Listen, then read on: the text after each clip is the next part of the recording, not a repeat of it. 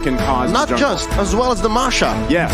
But just the same, Todak's lineup here, that's way too much scaling. You're expecting too much from the map in terms of XP and gold. You're looking at a carry, an Eve, a Ling, and a Masha. How are they going to make that work? Look, I think they have some kind of orthodox way to get through certain phases of the game that are really awkward for Todak, but very clearly in Onic's favor. So we're just going to have to keep our eyes sharp here. Don't miss a moment of this matchup as we jump into the land of Dawn. Our very final game of day number 1 comes down between Todak versus Onic Esports. All right, can confirm now that the Faramis is going into the hands of Sans, and it is a roaming Kadira. Watch out, look, Momo! Oh, already. So soon. Yeah, so very That's the plan, that's the game plan. That's exactly what you were calling. Kyrie, though, first blood drawn by Yumski. And as we were saying, these two heroes alone are going to cause havoc for Kyrie. What? What ult? I mean, What ult? Level 1. this is, they cheesed them. They sent Momo in as well. They let go of Momo's very first wave to pull this off. That's crazy. That's just nuts. What? How? How? It's all about the collapse. Again, Kyrie is rocking the high and dry. He's expecting that there would be... I think that's what I was expecting as well. They're looking for some scaling, looking for at least to build up some EXP and some gold to make this matter. But instead, they went the complete opposite. It's a total langar.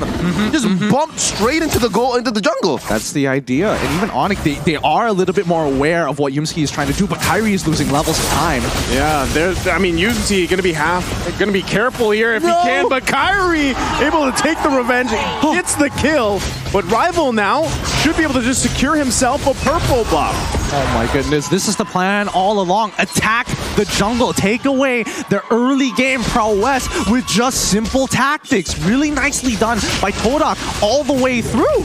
And I think this is how it's gonna work for Todak. Their game plan is to disrupt the jungle, force Onic to send 2 or 3 members from either their lanes or force mid to go into that jungle to protect Kyrie, and then eventually they will find equilibrium. Hell, even break even, make more money. Look, they're 300 gold lead, 2 minutes in. I mean, I hate the fact that they were able to pull this off because Momo, he comes back into lane and look at it. He's level 3, 2 Boots who just hit level 4. Very slight difference, but he's going to hit level 4 eventually. Like, Momo just needs 2 minions. But I think this still works out, right?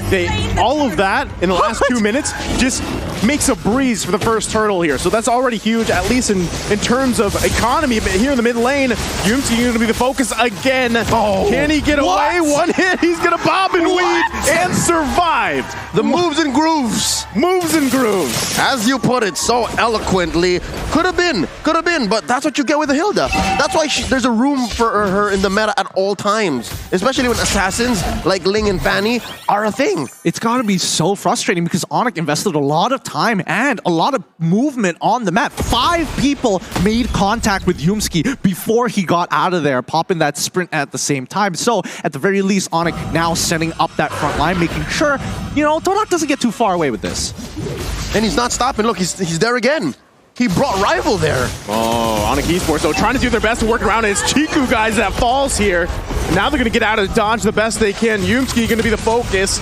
They're still looking to pursue as Boots goes in, gets the taunt, but Moon gonna have to flicker out. It's Yuki gonna be the focus again. Kyrie grabbing another kill. There we go. Onic seeing exactly what they need to do. Saw Yumski and we're like, okay, there might be more this time. Todak might escalate things. And as soon as Shiku guys came into vision, instant pounce. Yeah, fool me once, shame on you. Fool me twice, not gonna happen. So Onic understands that they have to make the most of these rotations. If they're gonna answer, something's gotta give. They have to commit something and gain something. Rival. What? Oh, he got really, really close to actually getting that kill, but Yumski gonna, you know, face check it first. I'm very curious as to see how Todak is actually going to transition into the mid game specifically, because that's when you expect to see Onic really getting out of the laning phase and working as a unit.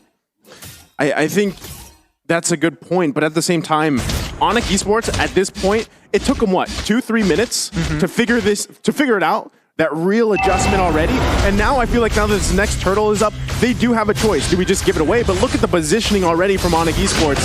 Yumski though gonna spot out CW, but Sans and Boots not too far, but they're too late. Rival able to secure another turtle here for Todak.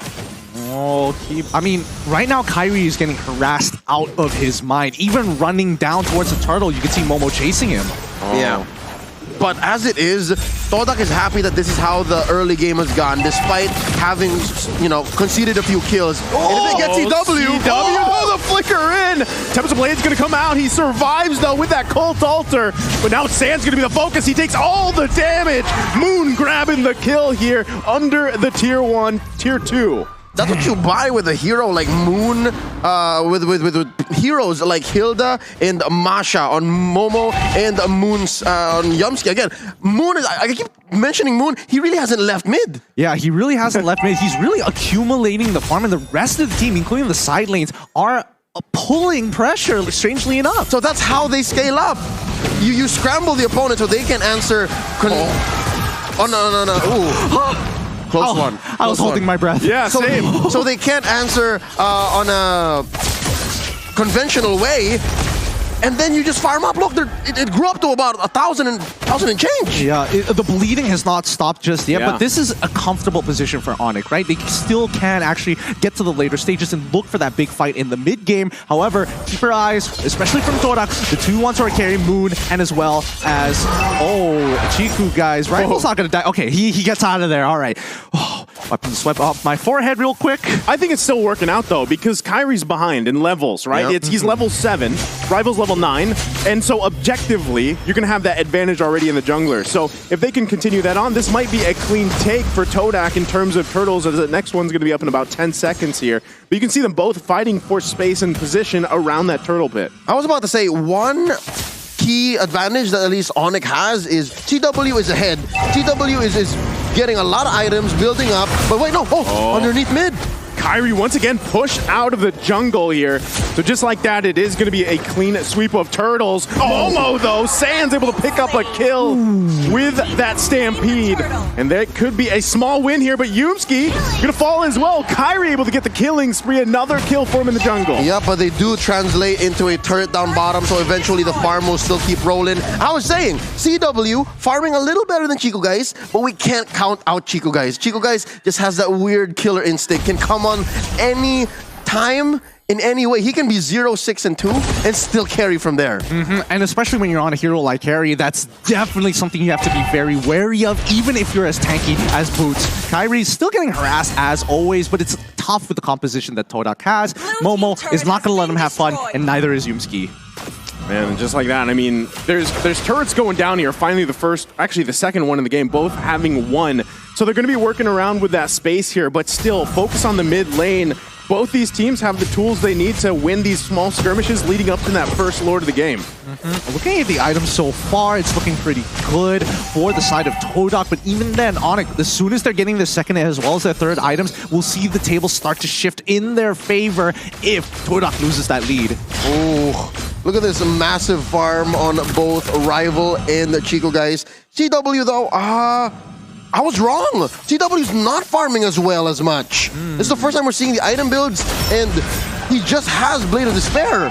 That's trouble. Well, to be fair, he did get dove twice, one having to break his flicker, the second to death. So forcing him home. So yes, he's saving himself, not many deaths, but he's not staying in lane as long as much as he should. Yeah, the economy's not looking good. CW gonna have to flicker out to survive that. So still, total control here from Todak on Onic Esports purple buff, and just making it hell here for Kyrie to even get any buff. And the poking back and forth. Now it looks like Todak's gonna go ahead and focus on the mid lane. The flicker comes in. Boots, though, working on Chico Guys. Can't get him as he falls here in the tier 1. Sand's gonna flicker out too. Turret falls down, though. Kyrie trying to unleash, able to pick up a kill, make it a double as Momo falls as well. Already, the tables are slowly starting to turn. The gears for Onic Esports, making it so much more of a problem for Todak. Boots, the shield of Onic right now, must keep Todak in check. So here's what's gonna happen. If Onic continues on this path, there is a window wherein they are ahead. There is a window wherein they will say where the fights happen and how they happen. But eventually, Todak is gonna have Yumsky and Momo just diving up front, possibly Momo having his third Guardian helmet, and then he can just one-hit CW. Hell, maybe even one-hit Kyrie. It's that scary when we get into the late game. So I'm guessing there's a time frame of maybe about 4 or 5 more minutes before that can happen. I think that's good timing as well. And you gotta point out the fact too, Rival has just had a chill game. This is the most comfortable probably game you can have on this link, right? You're 0-0-0, almost 10 minutes in the game. You're gonna be able to work on these objectives the way you want. Meanwhile, it's the polar opposite for Kairi.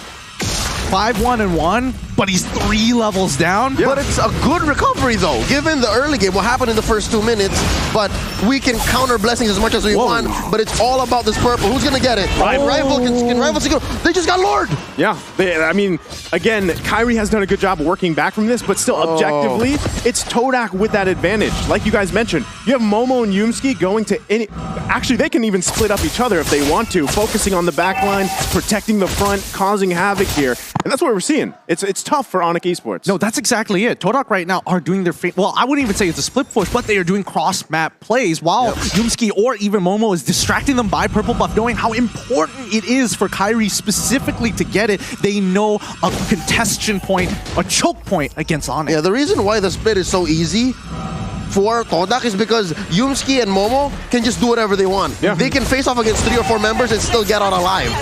So that's why all the rest of the members of Todak are still farming elsewhere. Now they're pushing hard. They're gonna get that taunt off, but still, it's only a turn that goes down. Kairi from the backside, though, can't get a kill. It was almost there, but he's gonna fall here. Boots, though, gonna fall as well. Chico guys take it out, but it's a 1-for-3 trade. And now Todak knocking on the door of Onic Esports.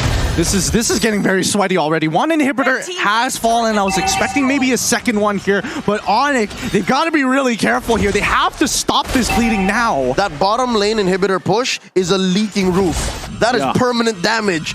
Again, we were just talking about how Momo and Yumsi can go wherever they want. This makes it worse. You constantly have to send someone to clear that wave down bottom, or else you suffer a possible split push win.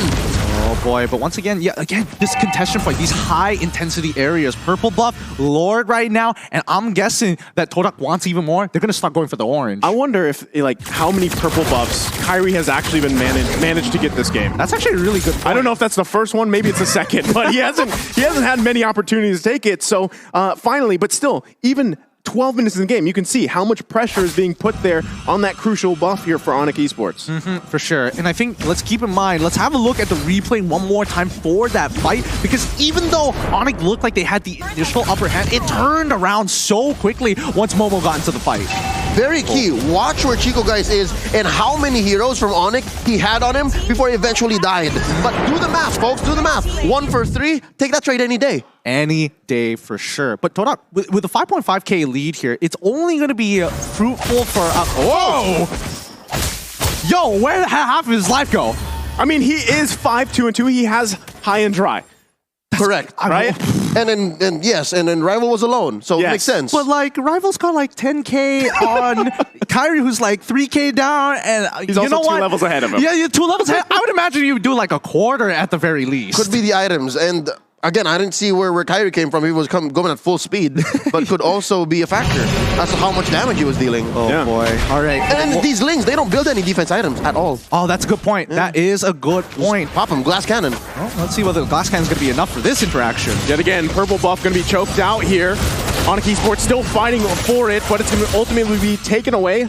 Momo and Yumski doing exactly what we painted the picture here. Yep. Keyboy, though, waiting patiently, because now that the Lord is up, this could be a crucial pickoff if Keyboy can find it, as he waits patiently in that bush for now, but Todak not even going to enter that area. Oh my goodness, is somebody going to check it? Can he get hit? Rival's going to be the Get the Tempest Blades out. And now Keyboy's going to be the one punished here. Kidding. What a play coming out from Rival. You're kidding. That didn't one-shot him. What's going on? He had everything, even Magic Worship. He played it perfectly. At this point, Keyboy hasn't really farmed up, couldn't stay in the lane, get the XP, get the gold that he needed. He just could not. And you're looking at Rival who's at level 15, level 14. Keyboy's at 11. Just the base stat growth just made the difference. It really did. And I mean, right now at the 42k mark, they are clearly at an item power spike against Onic, who's at 37. They just need a little bit more time to catch up. But with this Luminous Lord, I don't know. We're expecting to see at least another inhibitor turn, or at the very least, a 5v5 fight. Yeah, I think, you know, as this Lord marches down on the bottom side, Onic Esports is still, even with this defense, they're going to have their work cut out for them because what you're seeing is just engage after engage. And Keyboy, I mean, look how tanky Yusuke is. He's going to get dragged with the Stampede here behind enemy lines, but should be able to bob and weave out of there. They do lose that mid turret, though. They're not even going to wait for the Lord here as Todak is into the base of Onic Esports. Lord has made its way to the base. They lose that mid lane, and now they're going to lose more resources here, but Momo doing exactly what he needs to do. Kyrie trying to poke down anybody that he can. Lord should go down shortly. They might look to end it here. It's still hitting the base. Tempest Blade's going to be popped. Yumski, though, quite low. And for now, Onic Esports able to hold on. World-class defense coming up from Onic Esports. Incredible. Oh, run, Moon, run. And what a clapback. 3 for 2. And Onic is still breathing. So exactly how did that happen? All right, first up, I think Boots got a solid taunt and put down the members of Todak to a very acceptable level for Kyrie to clean up. Plus the pulls from Sans, who actually is doing great. I'd like to see what Sans is building here. Again, the replay coming up in just a couple seconds here. They were underneath the crystal, so best believe there was a lot of free turret hits, right? So here, look at, watch Boots, watch Boots. Oh! Got her Appraisal's Wrath. You're right. They Appraisal's Wrath really making the difference, chunking out a lot of the members. But even prior to this, the fact that they were pulling the Lord's attention to minimize its damage on the crystal, that was making key. all the difference. That was key. Oh, they're still going to be going for it. It's CW, though, that falls here to Yumski. Now Rival on the hunt for Sans. Can he grab the kill? Gets the Cold Bolter down. Tempest Blade's going to be popped here, and it's Shiku, guys. Taking out Kyrie. Going to flicker in and gets Keyboy as well. Todak is looking to end the game here in a huge match for Onic Esports. And now they're going to wait for that wave to come in. Rear world manipulation going to come down. Boots trying to do his best to stall out.